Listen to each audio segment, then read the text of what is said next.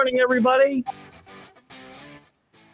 Keith Engle here for Jack and Keith's Weekend Playbook right here on the McGrath Streaming Podcast Project. I almost got it perfect again. Good morning to my co-host, Jack Hirsch, boxing Hall of Fame writer and all-around sports guru. How are you this morning, Jack?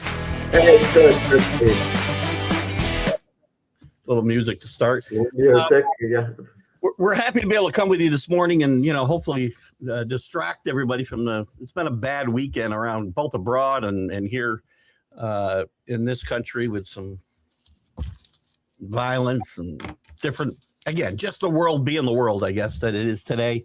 Bad news in Hollywood, bad news on some college campuses and abroad. And we're with all that going on, we always are cognizant of it. We come here, we have a good time, but we certainly know what's going on. Our thoughts and prayers are with people that are affected by these things directly or indirectly. And we're glad that we can come here and distract people at least for an hour on a Monday morning. And I know Jack feels the same way. If there's anything you want to add, Jack. Exactly. We're very sensitive always what's going on in the world. And it's going to continue that way because that's how society is. But when we do a show like this, we put it in perspective. It's a sports show. It's a distraction from what's going on in the real world. And it does bother us the way it bothers you. And it bothers us a great deal what, happens in society, the wars, the killings, the crimes, etc. But it's a sports show, so we really don't talk about it. But we did want to make a note of it today, that it's something that doesn't just go over our head. It sticks with us the way it sticks with you, even though we don't talk about it, when we do our show on this weekly basis. 100%. I do these shows like 17 hours a week just to get away from all that nonsense. So it's sad. And off we go, though, to the fantasy world of sports, which, again, to a lot of us is very important, probably more important than it ought to be. Good morning to Brian, who popped in early this morning. We're going to go through the NFL and what is kind of a very interesting day, and we'll start in a place that I really don't feel like starting, but I have to. My team, who I have, again, I'm not a rose-colored fan type of guy. I point out problems where they are, and this isn't a perfect football team, but this is, and there are good I shouldn't say that. There aren't really good losses, but there's bad losses. This is a bad loss for the Patriots yesterday, dominating the first half, and actually the end of the second half, the Bills started to bounce back, but they're up 21-0 in this game, 24-7 at the half.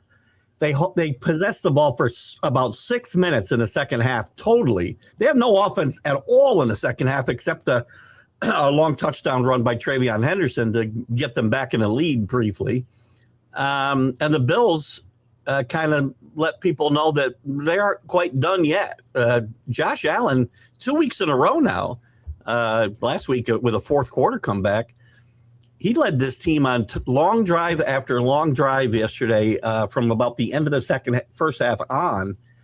That touchdown to the end of the first half was really kind of important for them, even though the Patriots tacked on a field goal.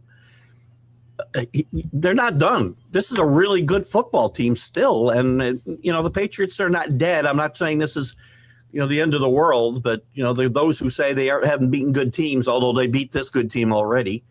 Will have their say today, probably.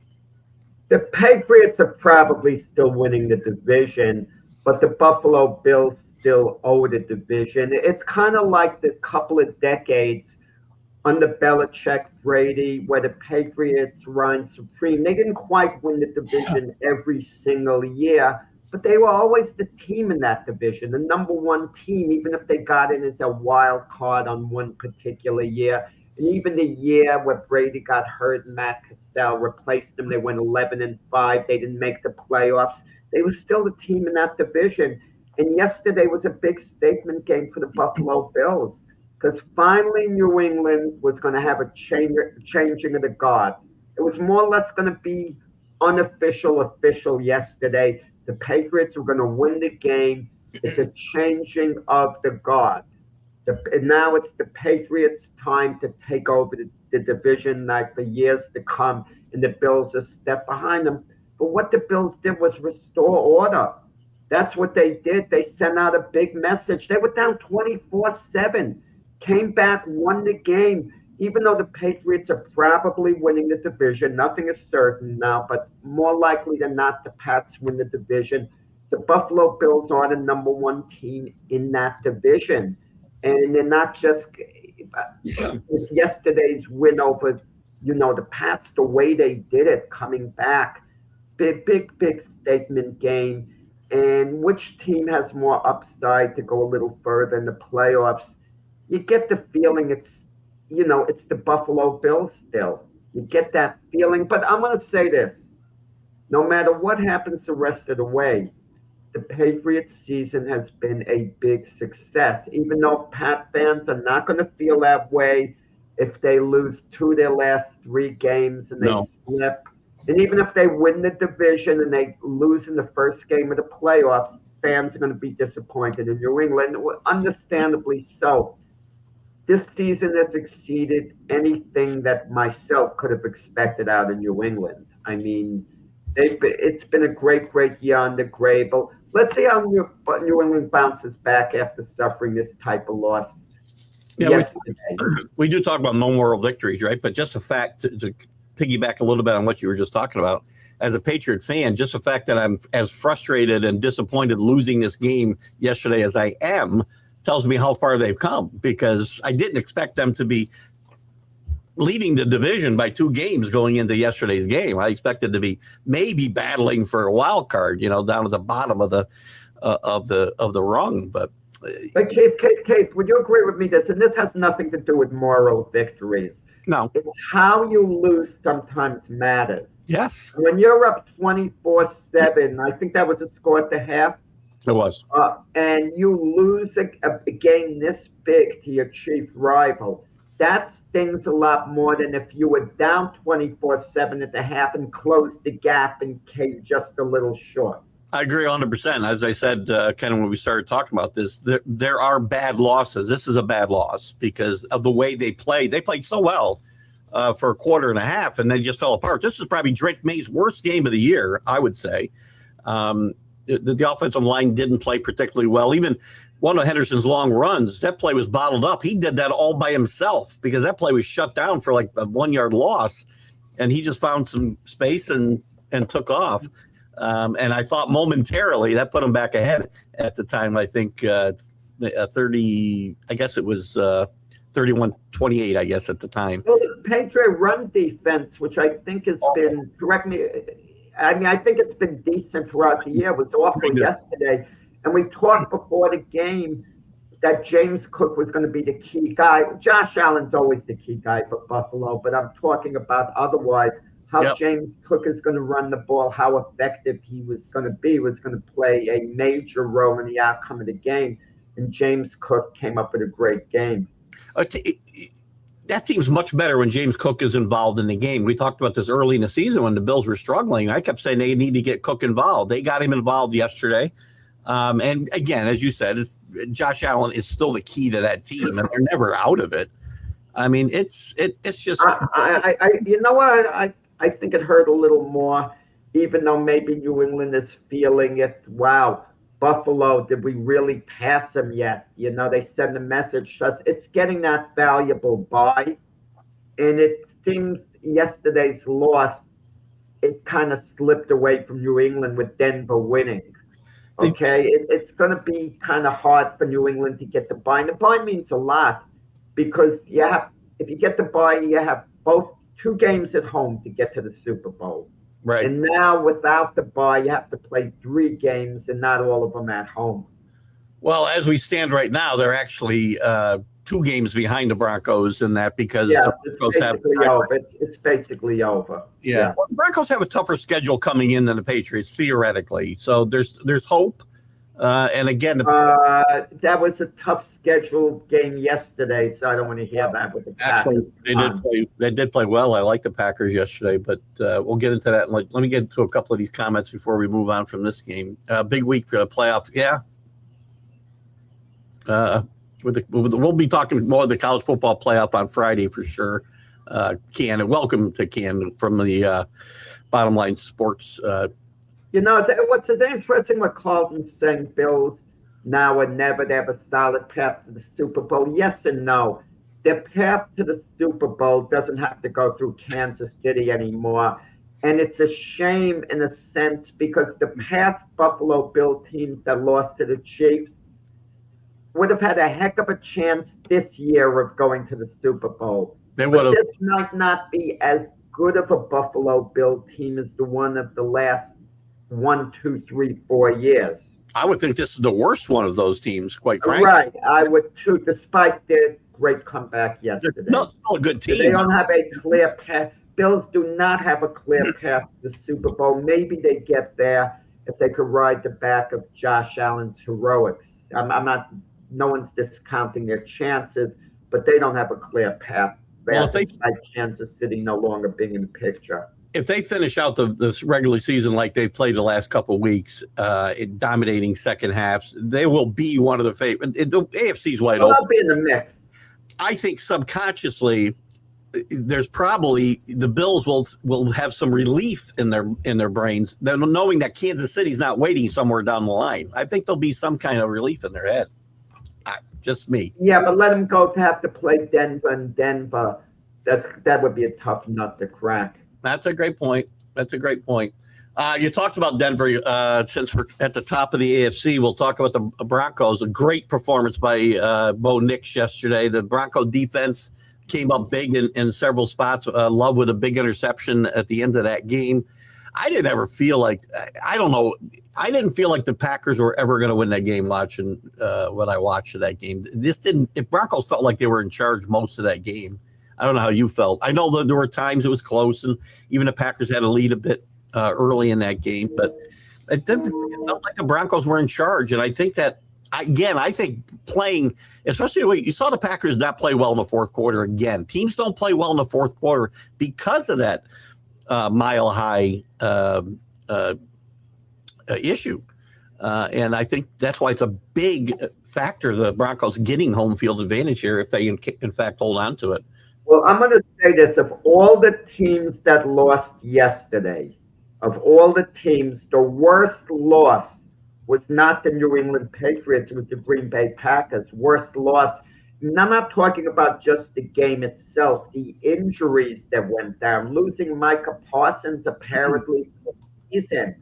Yesterday, it's like as if the Packers saw their Super Bowl hopes fade with the amount, because going forward, like Christian Watson was hurt. Micah Parsons, devastating injury. He was supposed to be the difference maker to put the Packers over the top as a Super Bowl team, and he's not going to be there the rest of the year. That's a big loss.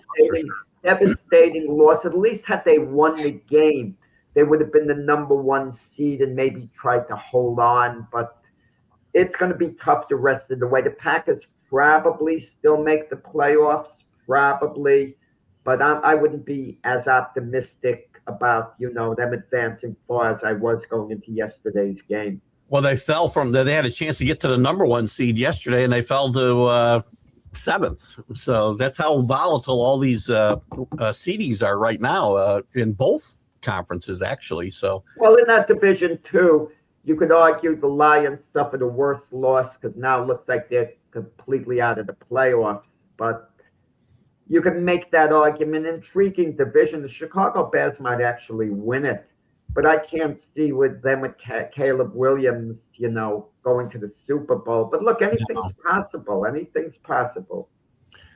And at the top of the NFC, also yesterday, I guess the Eagles couldn't have picked a better time they didn't pick the time to play the Raiders, but they came up on their schedule at the perfect time. This is a team that's pretty much given up, and Eagles just dominated this game from start to finish and maybe get a little bit of mojo back, but they got to beat good teams now too. Raiders are awful. Let me ask you, I never asked you, Ashton Genty coming out of college. Yeah. I thought he was going to be pretty good. He's been awful. I don't want to say he's been a bust. I'm going to be polite and say he's been a disappointment. That's the politest thing, the best thing I could say about him. He's been a disappointment. If I really want to go off, I could say he's been a bust completely. But I'll say he's a disappointment. And I don't want to hear about the great offensive line. It just looks like he's not that good. He's not as good as Amari Hampton, who the Chargers drafted. He doesn't seem to have that burst, that running backs need, that first step. He doesn't seem to have it. And again, some of it is the offensive line. I can't just say it's terrible. And there's been other great running backs who have really been bad in their first year. Hell, O.J. Simpson was horrendous his first year in Buffalo, as I remember as a kid. And he ended up having a pretty good career, if not post-career, but he had a pretty good football career. Oh, well, listen, I like to joke with you about movies and TV shows. Remember the Titanic? The guy Jack Dawson said he won his ticket on the lucky thing, and then Cal said the guy, a real man makes his own luck. Well, I'll say a real running back makes his own yardage, right?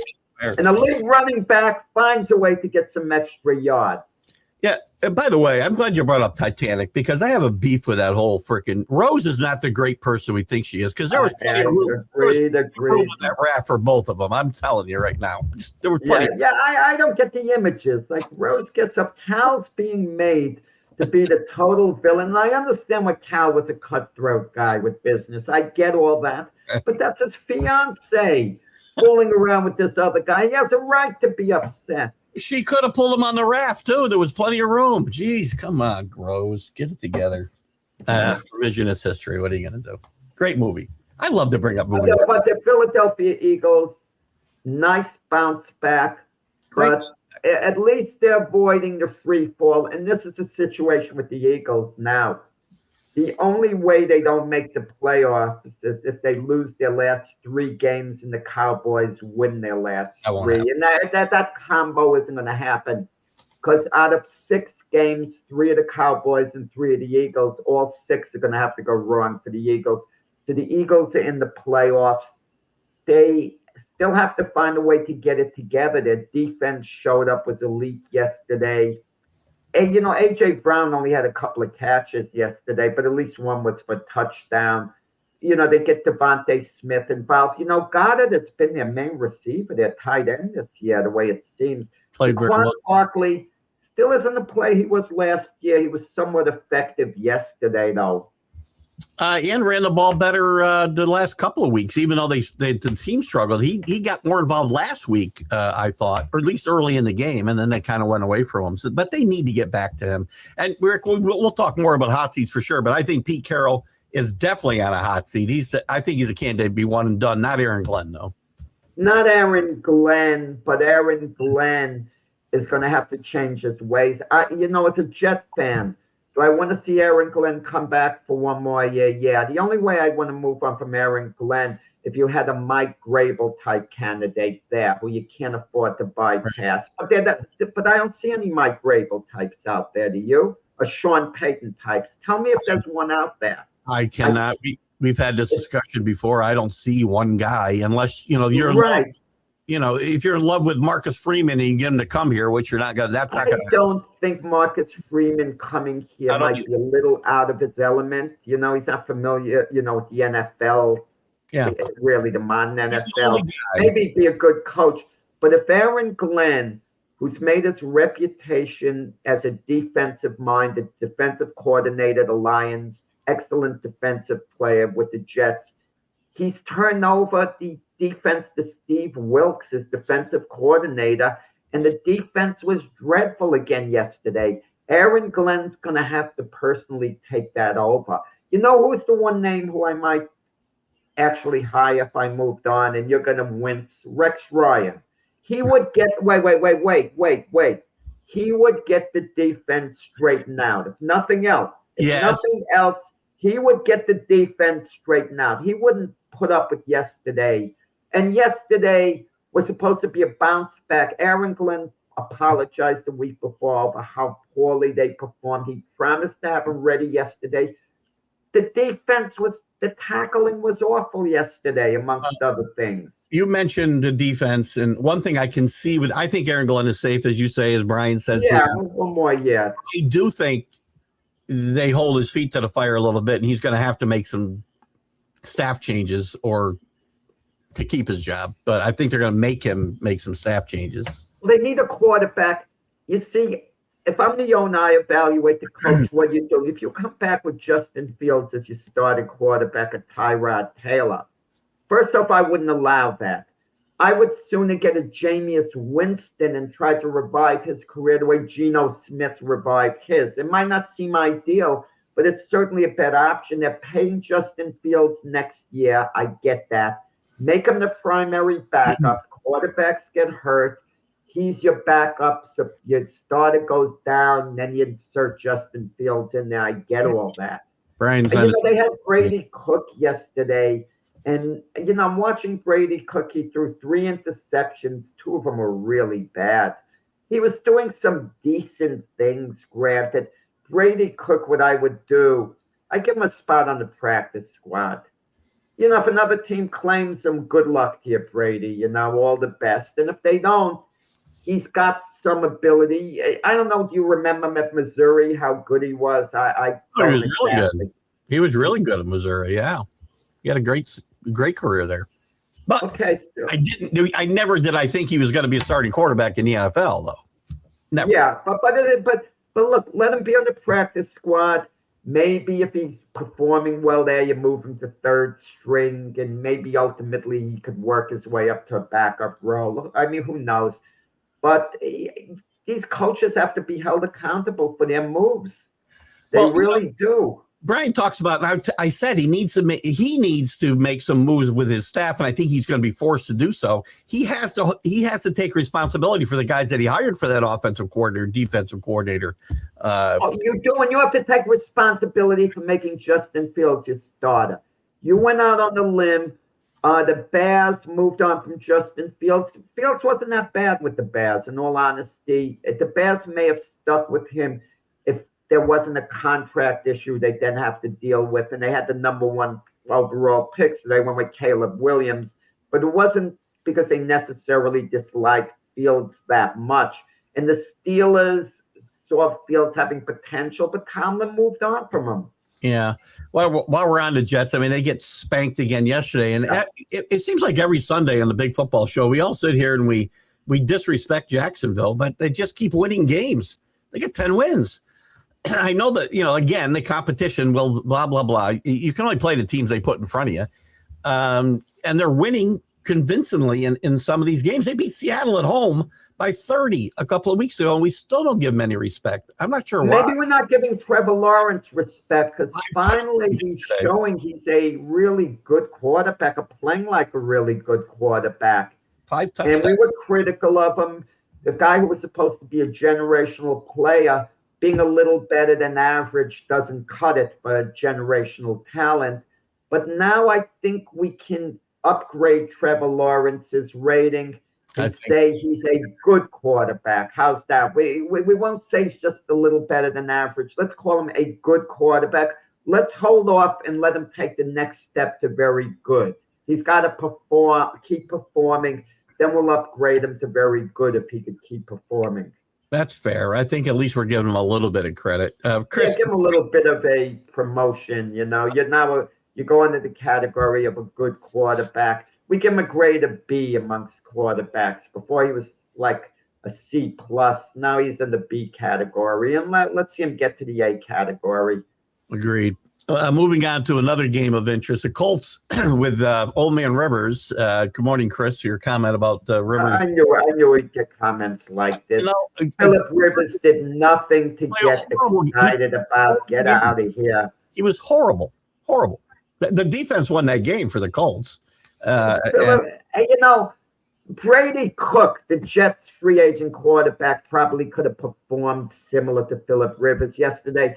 In Philip Rivers, over his career, I would give him serious consideration to induct him into the Hall of Fame. So I'm not low on Philip Rivers. I loved him when he played. He was a true franchise quarterback, and a very, very good one. Maybe you could even call him a great quarterback, even though they never went to a Super Bowl. Don't get excited what Philip Rivers did. In a way, I was glad. This sounds mean, Keith. This is my mean streak that came out in me. That Seattle got that late field goal to ruin the story for Philip Rivers. You want to know why that mean streak came out of me? I was a little happy about it. I was being a hater.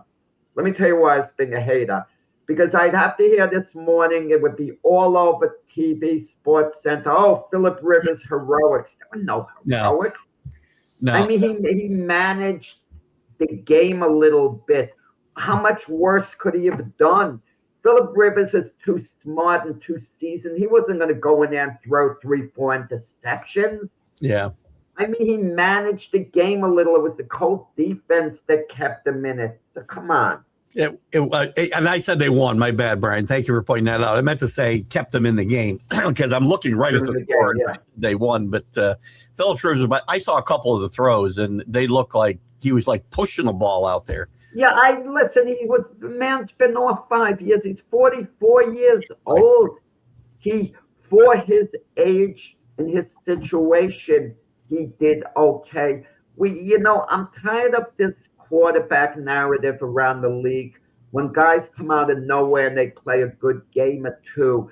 I had to endure this nonsense with Joshua Dobbs. He comes to the Vikings and plays really good for a couple of games, and they want to know, oh, what a great story Joshua Dobbs is. And he's been with 11 teams? There's a reason he's been with 11 teams. I'm talking to a friend of mine a couple of years ago about Tommy DeVito out of nowhere. He's talking to me. He's not even a football fan. He says, oh, I hear the New York Giants got this great quarterback, Tommy Cutlets. And I basically told him, Tommy Cutlets will not be on this team in a year or two. He's not, he's at best. If he puts it all together and plays up to his potential, he'll be a backup.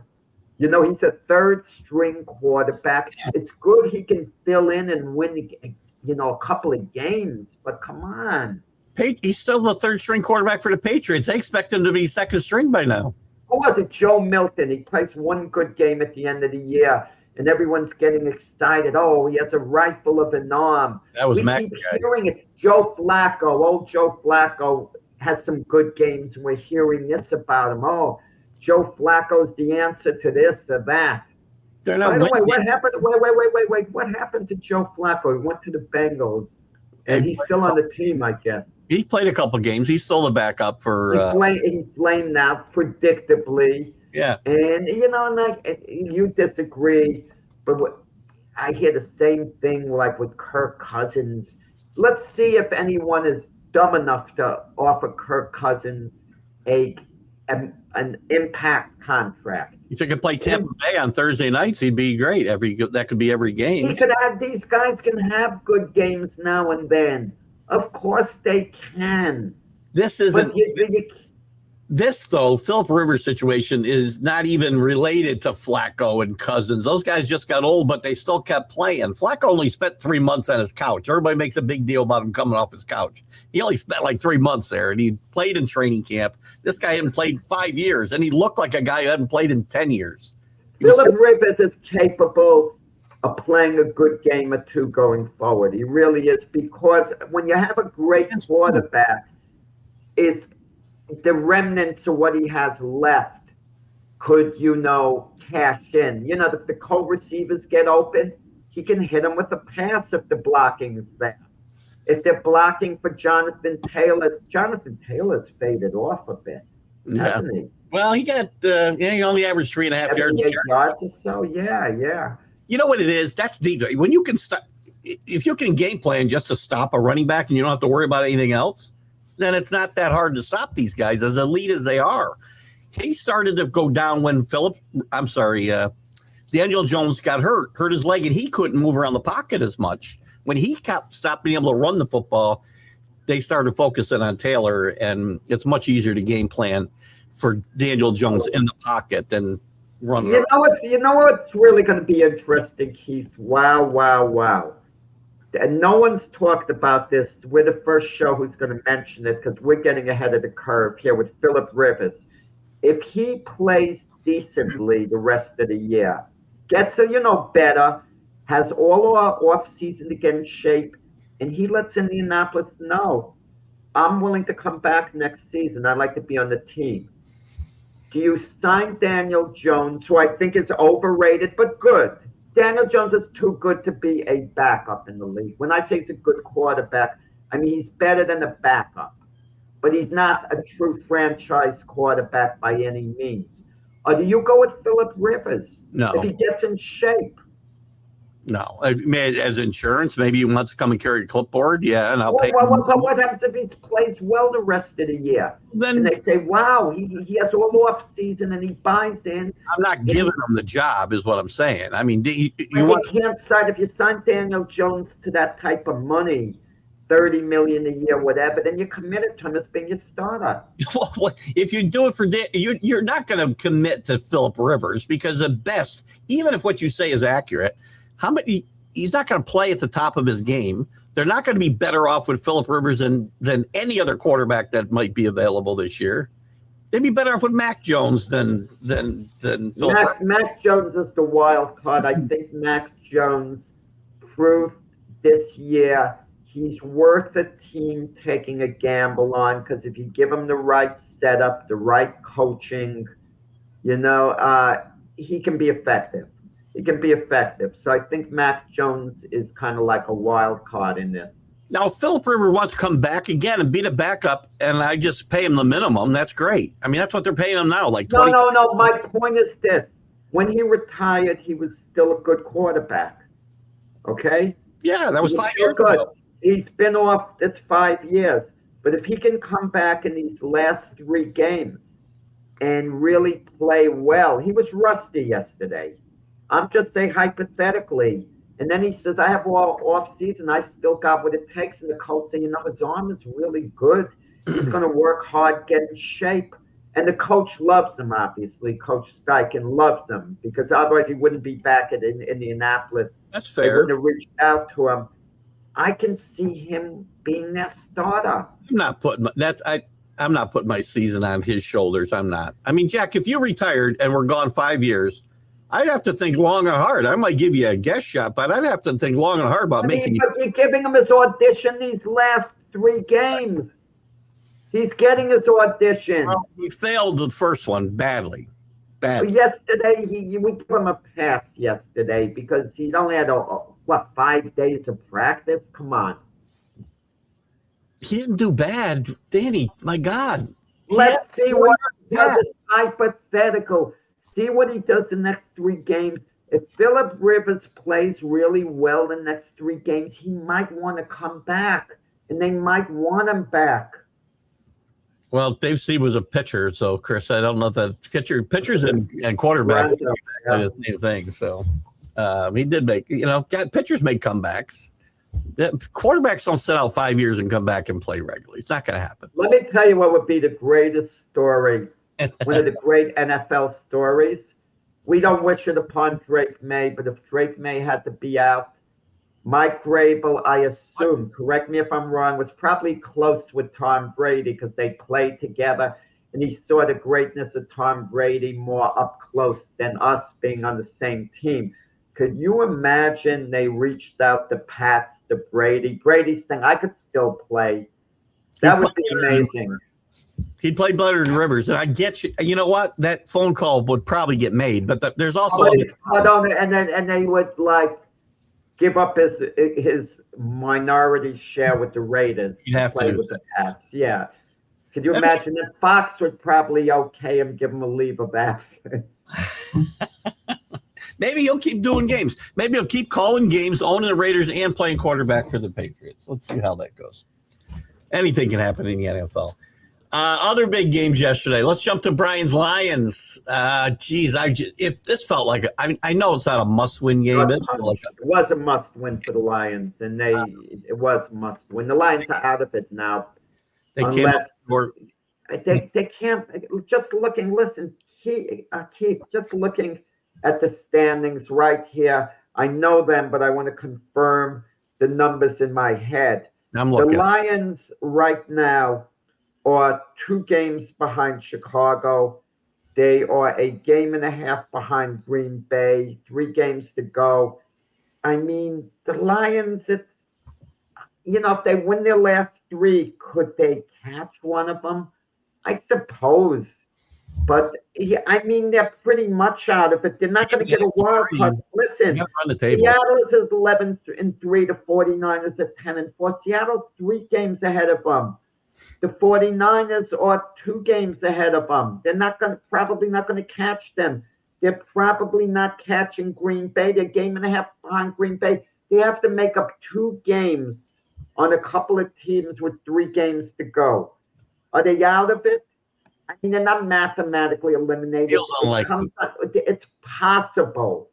It's possible, but it's highly improbable. The Lions make the playoffs now. But if they win their last 3, at best, they got a 50-50 chance. At best. And 2 tough games on the road. I mean, look at the Vikings are playing much better football. That won't be a rollover. And they got the Bears on the road, too, to end the season. I'm not saying it can't be done. This is still a good football team. They're a very good team, but they had the misfortune of playing arguably the best team in the NFL yesterday. And I just say arguably. There are number of teams you can make that claim for.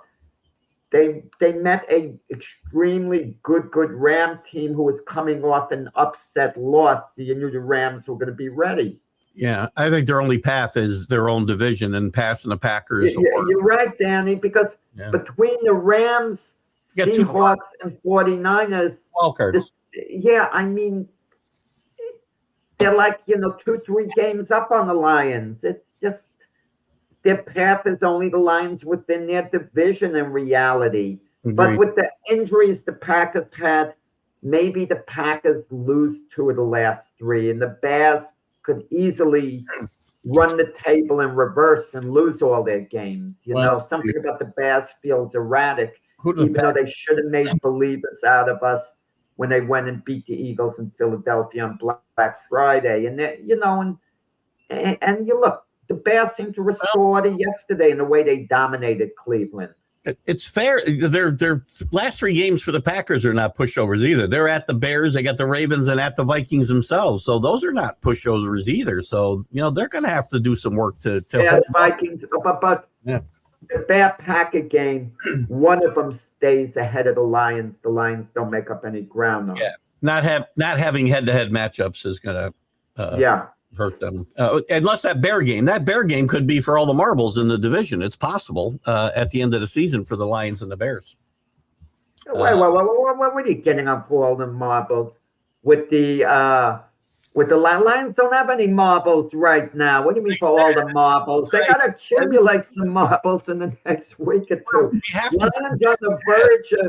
Lions are closer to being eliminated from the playoffs after next week than they are to, then playing for all the marbles. I don't mean to disrespect the Lions. They're talented. They're good. I don't feel their window is closed as far as being a Super Bowl contender. I kind of look at this Lion team, even though it's an off year, I think they can turn their fortunes around next year and they can be a force next year. So I don't think the window is closed. Some teams' window closes, but I don't think the Lions team that's window is closed in regard to what they could do next year. And of course, this year, there's always a chance of something happening.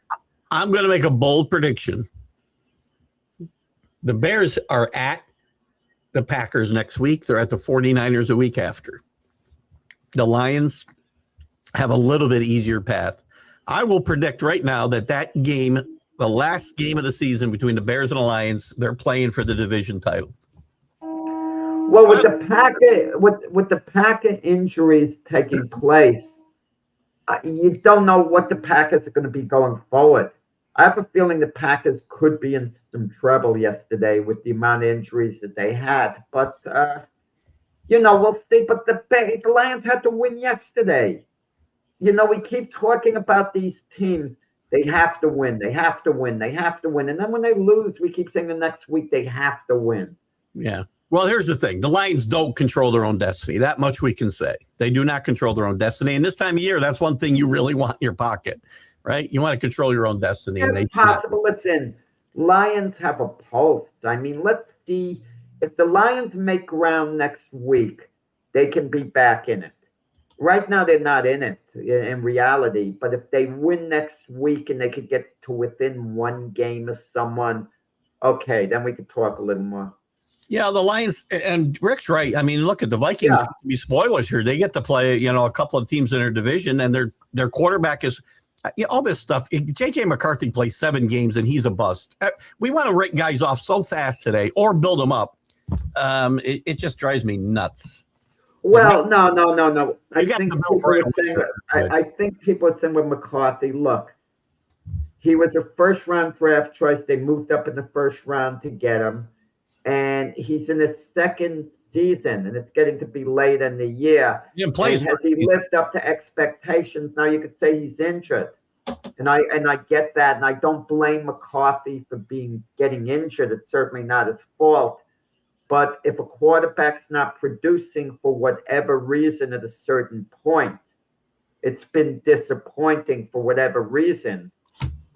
Fair. I mean, I'm not saying that's disappointing, but to write a guy off after 7 or 8 games he's played is ridiculous. That's what we were doing with JJ McCarthy. We do it with every quarterback. People have unreasonable expectations. A guy's a failure if he doesn't just come out of the gate blazing like Dan Marino. Well, that's the modern NFL, unfortunately. I know. Quarterbacks are not given time to develop in most situations. That's what I like at Tennessee. Cam Ward has all this time to develop, all this time, make mistakes, get better, so on. The problem with any young quarterback, if you give him all this time to develop, like the Bears did with Mitch Trubisky, you're going to see after a few years, we wasted our time in a sense. The guy's never developing. You can't wait. We have to look elsewhere. You have to be pretty confident he's your guy, and he's going to have to show real progress.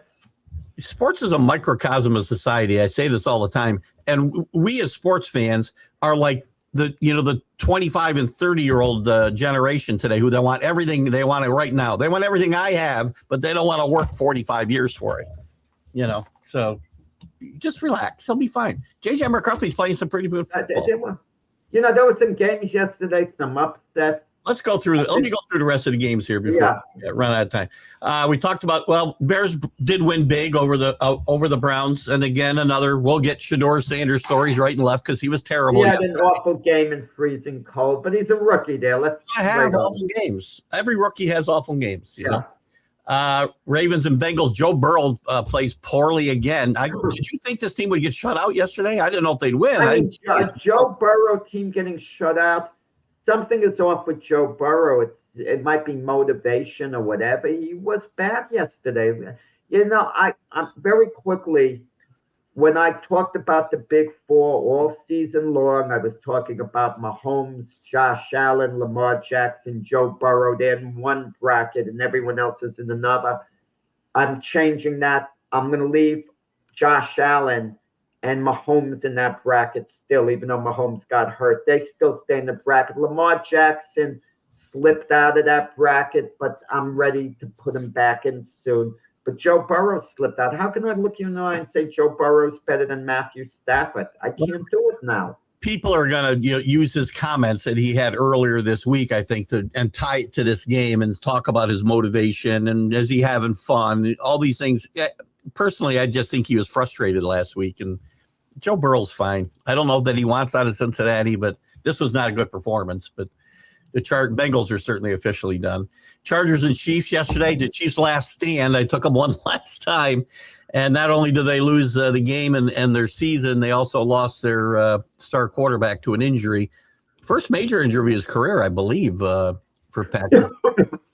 And it's just, can the Chiefs bounce back next year?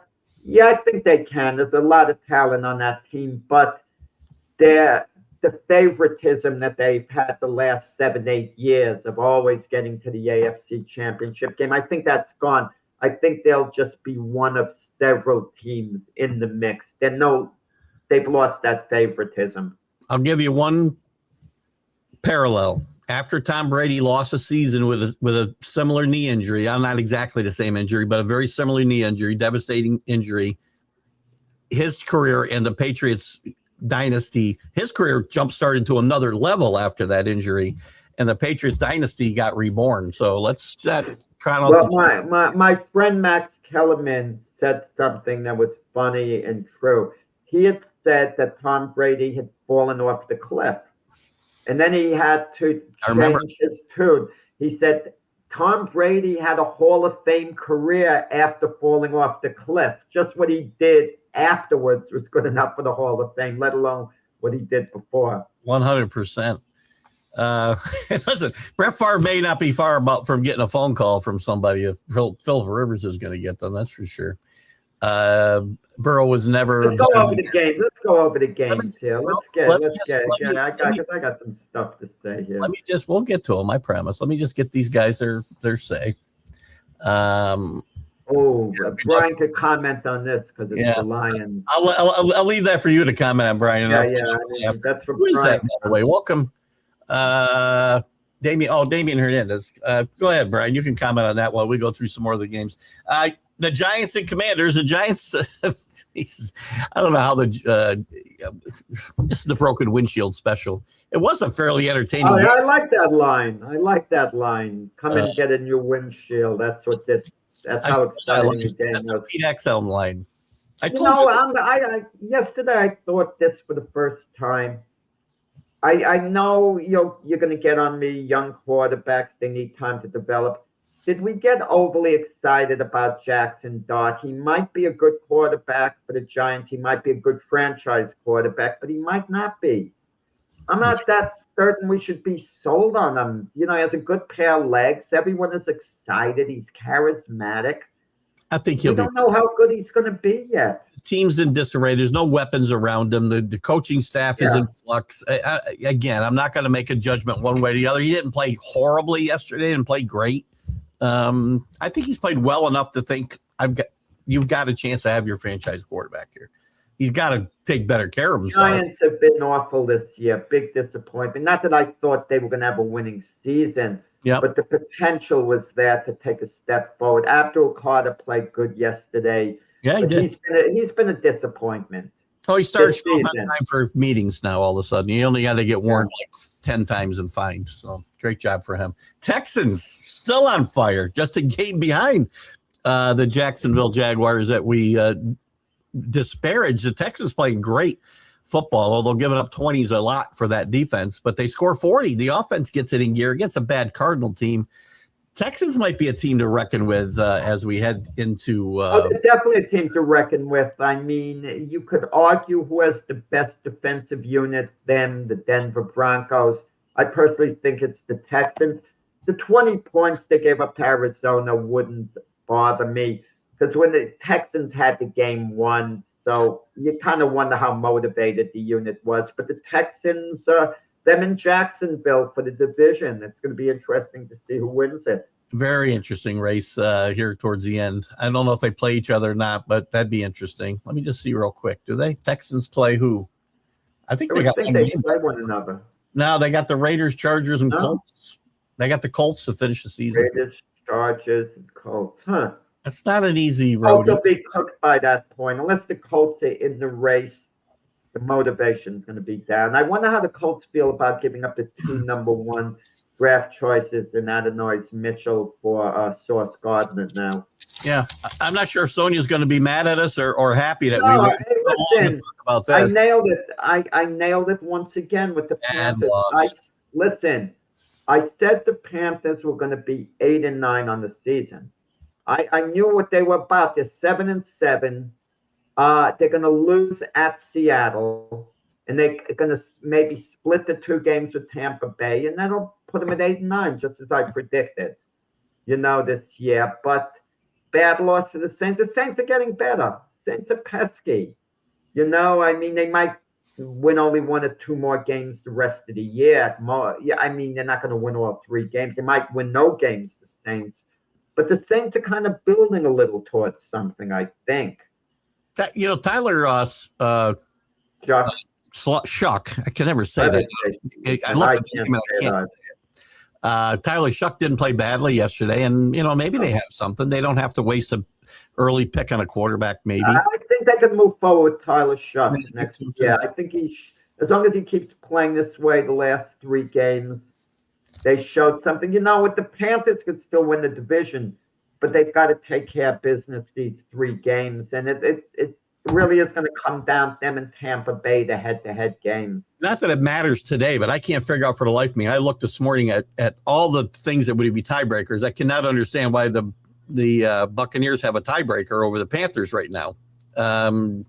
Everything's even except conference record, which they have a half game better record, the Panthers. So I'm not sure. I'll continue to say this, as terrible as they've been, don't let Tampa Bay get into the playoffs. Well, Panthers because keep all the talk about the Rams, Seattle, this team, that team, the Eagles. Look out for Tampa Bay if they get in the playoffs, because it's a question of getting it together come playoff time. And the Panthers have been, the Buccaneers have, did I say Panthers?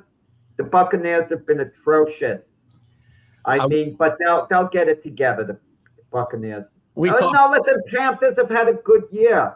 Kudos to the Panthers. They've improved a lot. I'm not putting the Panthers down. I thought 8-9 was a step forward, and they have a really good running attack. They're moving in the right direction. Maybe the Panthers will be a playoff team next year. I've got to kind of I'll reevaluate that at the end of the season. But Panther fans, and we know one very closely, their perception changes, and if your perception is going to change like mine has for my team, yesterday was a horrible loss for the Patriots. This is a horrible loss for the Panthers. It's a horrible. Let's see. They still have a chance to make the playoffs this year. Well, it's I know it sounds like I'm discounting them. I think the Buccaneers are a better team, but the Buccaneers have had their head in the sand the last month and a half. But I think the Buccaneers have more upside moving forward this season than the Panthers. But, we'll see. It'll be settled on the field. I think they'll be well done as well. I know. I hear that my friend who's a Buccaneer fan, who's had Buccaneer season tickets, tells me that, if they do get in. But listen, the Buccaneers have always played well in the playoffs, even though post-Brady, even though they've gotten eliminated early for the most part, they've been competitive in those games. And Sonia sadly was at that game. I'm sorry, Sonia. If you see this at some point, I'm really sorry your team lost. I thought they'd win. I bet the Panthers yesterday, so I feel your pain a little. The big game of the week next week to look forward to, the Saints and the Jets. That's the big game to look forward to. That's the broken windshield game. The broken windshield bowl game. Yeah, you could give them. From Pete Axum. Did I tell you the story behind the broken windshield? I think I told this story. I've told it a few times on my show. Pete Axum, who you must remember from NBC, did the picks back in the 80s, I think. And every week he had a broken windshield special. And it's when you went to the game and you your tickets were on your dashboard, you locked your car up and you headed to the stadium and you realize you left your tickets on your dashboard. You go back and your windshield smashed, and instead of 2 tickets, there's 4. That's the broken windshield special. So anyway, it's funny in my head. Did I miss any games? 49ers and Titans, what you would expect. The 49ers, actually, the Titans made a little run at the end of this game, but it was out of hand by the time they did. They never threatened the 49ers. No. And Brock Purdy played a pretty good game and is starting to round into form. And the 49ers, through all of this, still tied are they tied for first place in their division? I think they are, right? Aren't they all tied? Yeah, 49ers are the most slipped under the radar team in the NFL. For some reason, when we talk about all the teams that could go to the Super Bowl, their name never comes up. We talk about the Rams, we compliment Seattle. Yeah. Of course, we talk about the Eagles and, Green Bay, etc. No one seems to talk about the 49ers in regard to the Super Bowl. But they're 10-4. They're right there. Game of the week this week is the Rams and Seahawks Thursday night. I'm going to tell you now, I know the Rams won the last game because the Seahawks outplayed them in all categories, and the Rams seemed lucky to win the game. I think the Rams put some distance between themselves and the Seahawks on Thursday night. They show that they're the better team. And I think they win, with a little room to spare. And we have tonight, I didn't miss any games. I believe I got them all in there. Was there any other thoughts you had that we didn't touch on about the games that have been played so far? You got all the games in? I believe so. I don't think I missed anything. Okay. If I missed anything in your notes, let me know. But we got tonight's game, Steelers and Dolphins. It's got a little bit of interest, actually, because of Right, it does. It's a toss-up game. I hesitatingly am going with the Steelers I because actually I like think a Miami team going into that cold weather in Pittsburgh, it's always worked against two in that group whenever they play in cold weather. I'm going to go with Miami. I don't know why. They're just playing better football. And the Steelers, I keep waiting for them to, well, they have pretty much folded in a lot of ways. But Baltimore plays the Steelers again. I think Baltimore is going to win that division. One quick baseball note before we wrap it up here. The Mets, we know, lost Alonso to Baltimore last week on a big contract. And we talked about how difficult it would be to replace him because there were no first basemen really available other than if you went out and traded for one. They went a little unconventional and signed a guy who's never played first base to play first base in Polanco. 32 years old, never played a game of first base. I'm not sure this is the path I expected the Mets to take. Well, he's a good defender in other positions, so they're thinking he can make the adjustment to first base. Very inconsistent with that. You're not going to get the power from him, that's for sure. No, but he had 26 homers last year. Yeah. He's been a decent hitter. He's a poor man's Pete Alonso, and well, he doesn't have the durability Alonso has. No, he's been hurt a lot, especially the 2 of the last 3 years. Last year he played quite a bit, but the 3 years before that he had some injury issues and performance issues. He didn't play very well for 4 of the last 5 years. Very low batting average. Did have some home runs last year, as you said. I'm not sure if this is the best way for the Mets to go, but they gotta start making some moves here before. Well, what were they going to do? Play Jeff McNeil at first base? I mean, McNeil has a contract that can't be moved next year. I think he has 2 more years left. The Mets, I think, could get out of it next year. Did I watch a different game? I'm sorry, than everybody else when I watched. Why were we posting about Phillip Rivers 20 minutes after we talked about it? Just because I had to go back. When I see Phillip Rivers has still got it, man, where's the evidence that Phillip Rivers still has it? Anyway, Brian agrees with us. He thinks a draft. No. When the Mets blew it on Alonso, wasn't that they didn't offer him a 5-year deal the way Baltimore did. At that point, I would not have necessarily wanted Alonso on the 5-year deal. They could have offered him a nice 4-year deal in the off season. I mean, during the in season, $30 million a year. 4-year deal. We're making this commitment to you. And I think Alonso would have told Scott Boras, I want to stay here. They got to the 30 million point. I don't know what we're going to get in free agency. But what's interesting is this. They didn't want to go 5 years, anywhere close to it. But 2 years ago, they offered him a 7-year contract. So add on the 5 years, and it's the same amount of years. And they offered him a little more than $22.5 million. So you mean to tell me the Mets couldn't have upped it just a little to 27, 28 million and given them the same 5 years since they already offered them that? But I think it's David Stearns wants to make the team in his mold. And I guess, Steve Cohen, the owner's allowing him to do it. So what could I say? I don't agree with it because Alonso was a legacy player for the Mets, and you don't let legacy players go if you could. I believe if the Mets wanted Alonso, they could have paid the money because the Mets, the Yankees, Dodgers can pay any amount of money, just like the Yankees can simply release a Stan if they wanted to. By the way, Steve Cohen has the money; he could afford whatever. Money to be done. They just didn't come back. And Danny, I don't have to stop at one baseball note. I've talked about the Yankees quite a bit. Yankees aren't really going to do anything until they find out what Cody Bellinger does. That's the linchpin to their whole offseason. If Cody Bellinger, the Bellinger problem is years, Keith. Yeah, the Yankees don't want to go more than 5 years, and Bellinger's looking for a 7-year deal. The problem is they might lose. If someone offers Bellinger a 7-year deal, I think he'll be gone. But if they offer him a 6-year deal, will he take 5 from the Yankees? It's iffy. I don't think so, but he might. He likes playing here, but I don't think he's got any allegiance to come back here for less money. It's always about the contract. I don't want to hear allegiance. If things are close, Aaron Judge took $50 million less actually The Padres offered him 1 extra year and a tiny bit more money. Yeah. Well, guys do come back because they have an allegiance to a team. Aaron Judge is a great example. So, but Cody Bellinger doesn't. He's been here 1 year. His father played here for 5 minutes. That's it. But again, the reason the Yankees aren't making any moves is they're waiting to see what happens with Bellinger. They really can't do anything until they see what happens. So, well, no, they could go to Kyle Tucker if they wanted him. I don't know whether they're interested in him. Would Kyle Tucker's age 29? Would they give him a 9-year deal? They might. To carry him to age 38, they might. I'd be surprised if Cody got 7 years too, by the way. But he's 30 years old. You know, at what type of money? If it's $25 million a year, 7 years, wow.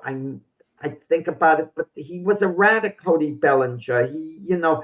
Last year was good. He's been really good other years, and other years he hasn't been, so good. I don't know what to make out of him. He's got one of the weirdest careers I've seen in a while because he had 3 really good years with the Dodgers, and then he had 3 years where he was one of the worst players in baseball with the Dodgers, and the last 3 years have been pretty good. Baseball wise, if you're talking, his talent is good. His numbers are never going to blow you off the map, but he's smart. He's baseball smart, right? Too. That's what the Yankees like, and other teams like. Defensively, plays various positions at multiple positions, right? And his baseball IQ, I think, is off the charts. Which I don't see a lot of guys with that in the major leagues today. So that's why we're talking that. Any boxing news you got the glove fist? Yeah, there's actually one. This guy, he's not famous. He passed away, Tony Graziano. He passed away at 103 years old. Wow. You heard me right, 103 years old.